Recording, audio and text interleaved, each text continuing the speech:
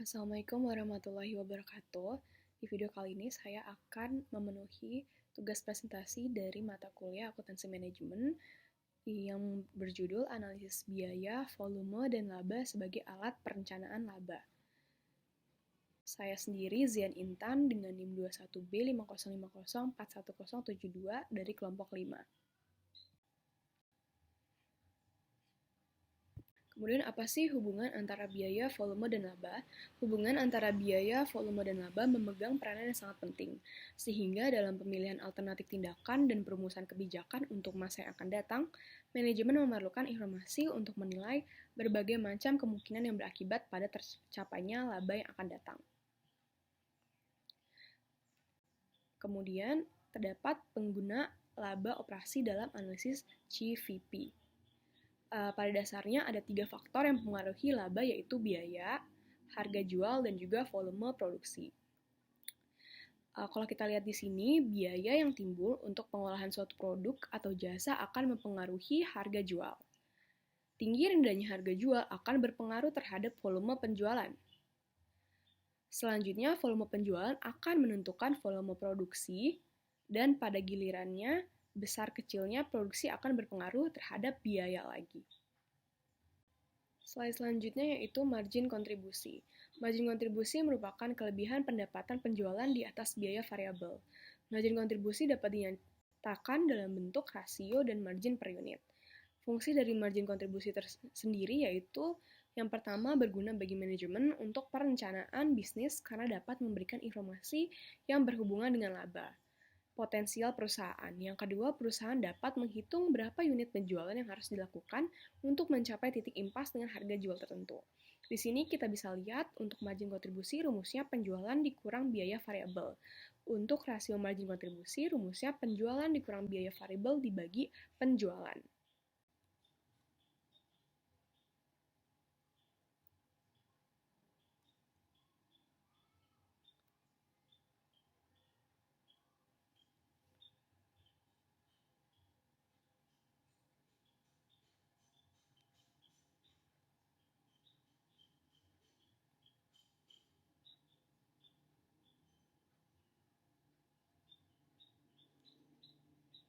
Kemudian slide selanjutnya membahas tentang penjualan, titik impas, dan target laba.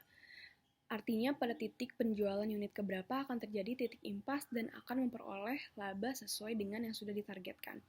Titik impas atau break-even point yaitu suatu titik di mana jumlah pendapatan yang diterima sama dengan jumlah biaya yang dikeluarkan. Dalam kata lain, break-even point merupakan suatu titik di mana suatu perusahaan tidak menghasilkan keuntungan ataupun rugi. Di sini titik impas dalam rupiah rumusnya yaitu biaya tetap total dibagi 1 minus biaya variabel per unit dibagi harga jual per unit. Untuk titik impas dalam unit, rumusnya biaya tetap dibagi margin kontribusi per unit. Untuk volume penjualan, rumusnya biaya tetap ditambah target laba dibagi margin kontribusi per unit. Di sini terdapat contoh dari soal untuk titik impas. Harga jual per unit 30.000. Biaya variabel per unit 16.500. Biaya tetap total per tahun 148.500. Yang diminta di soal yaitu yang pertama, hitunglah titik impas rupiah. Yang kedua, hitunglah unit penjualan titik impas. Yang ketiga, hitunglah volume penjualan jika laba yang diharapkan sebesar 297.000. Yang pertama, titik impas. Titik impas tadi rumusnya biaya tetap totalnya sebesar 148.500 dibagi 1 minus biaya variabel per unitnya 16,5 dibagi sama harga jual per unit sebesar 30.000 rupiah. Ini diakumulasi hasilnya akan menjadi 330.000 rupiah. Yang kedua ada unit penjualan titik impas. Tadi rumusnya biaya tetap dibagi margin kontribusi per unit. Biaya tetapnya 148.500 dibagi margin kontribusi per unitnya sebesar 13.500 menghasilkan nanti jumlahnya akan 11 unit.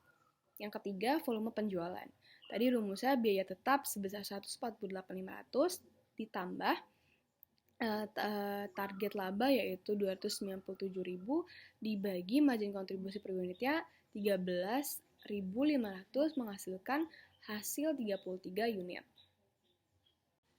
Kemudian terdapat grafik biaya, volume, dan laba. Analisis biaya, volume, dan laba dapat kita gambarkan dalam sebuah grafik yang dimana nanti akan menunjukkan batasan-batasan titik impas, kemudian area laba, dan area rugi. Di sini contohnya terdapat PT Anugrah pada bulan November 2021 berencana akan menjual produknya sebesar 6.000 per unit dengan biaya variabel sebesar 3.500 per unit dengan biaya tetap sebesar 8 juta. Di sini untuk kolom pertama yaitu terdapat jumlah unit sebesar 1.000, 2.000 unit, 3.000 unit, 4.000 unit, 5.000 unit, dan 6.000 unit. Untuk kolom kedua terdapat biaya tetap yang sesuai dengan yang tertera di soal sebesar 8 juta. Jadi untuk setiap unitnya 8 juta karena dia merupakan biaya tetap. Kemudian yang kolom ketiga terdapat biaya variabel yang dihasilkan dari perkalian jumlah unit dengan biaya variabel. Jadi di sini untuk yang jumlah unit ini yang pertama 1.000 dikali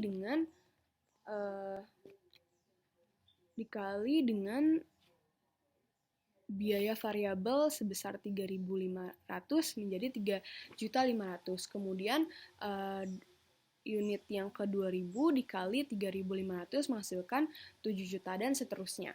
Untuk kolom yang keempat terdapat total biaya, merupakan penjumlahan dari biaya tetap ditambah sama biaya variabel. Jadi untuk yang pertama nih 8 juta ditambah 3,5 juta menghasilkan 11.500.000. Yang kedua 8 juta ditambah 7 juta menghasilkan 15 juta dan untuk kolom-kolom selanjutnya itu sama. Kemudian kolom yang kelima terdapat penjualan yang diperoleh dari jumlah unit dikali dengan harga jual per unit. Harga jual per unitnya kan 6.000, berarti 1.000 unit dikali 6.000 menghasilkan penjualan 6 juta. 2.000 unit dikali 6.000 per unit menghasilkan penjualan 12 juta. Dan seterusnya akan seperti itu. Selanjutnya kita akan memasukkan data-data di sini ke dalam grafik di sini. Untuk sumbu X yaitu jumlah unit dalam ribuan. Kemudian untuk ini sumbu X. Untuk sumbu Y yaitu total biaya dalam jutaan rupiah. Kemudian di sini terdapat biaya tetap atau fixed cost dan biaya variabel di sini atau variable cost. Biaya tetap akan membuat garis lurus, ini garisnya warna hijau, merupakan garis fixed cost. Kemudian biaya variabel adalah kelebihan dari biaya tetap, makanya garisnya dimulai dari titik 8 juta ini. Dimulainya untuk biaya variabel dari titik yang di sebelah sini menjulang ke atas. Kemudian garis di antara biaya tetap dengan biaya variabel merupakan wilayah dari total biaya. Jadi total biaya terdiri dari biaya tetap dan biaya variabel. Kemudian terdapat garis penjualan yang ditarik dari titik 0 dan grafiknya naik sesuai dengan kolom penjualan. Tadi kan penjualan kita dari 6 juta naik ke 36 juta, makanya garis penjualannya ini akan naik. Pertemuan antara garis penjualan dengan garis biaya variabel akan menghasilkan titik impas, yaitu di sini. Titik impas di sini sebesar 3.200 unit.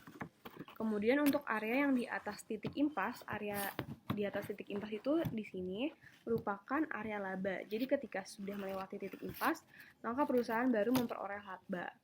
Kemudian area yang di bawah titik impas, yaitu di sini disebut area rugi. Jadi ketika belum mencapai titik impas penjualan, maka perusahaan mengalami kerugian.